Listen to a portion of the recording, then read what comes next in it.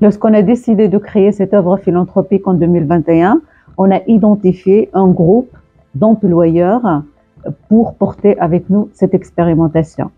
Et la Maison Bleue, elle a été choisie par rapport à ses valeurs, par rapport à son engagement sur le sujet de la parentalité. Elle a répondu positivement.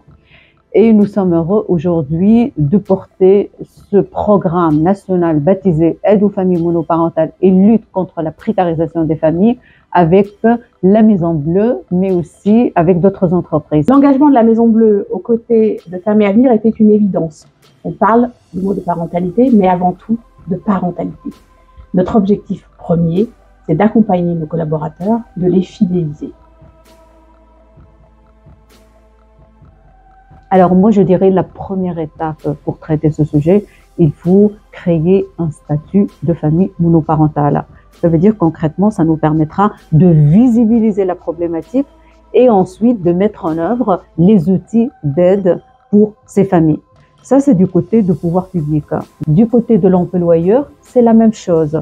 Ça permettra à l'employeur aussi de visibiliser cette problématique à l'échelle de l'entreprise pour pouvoir effectivement identifier ce sujet, d'objectiver le sujet est fondamental. C'est la première étape, faire le diagnostic pour pouvoir écouter ces personnes et pouvoir apporter des réponses structurelles, durables et concrètes.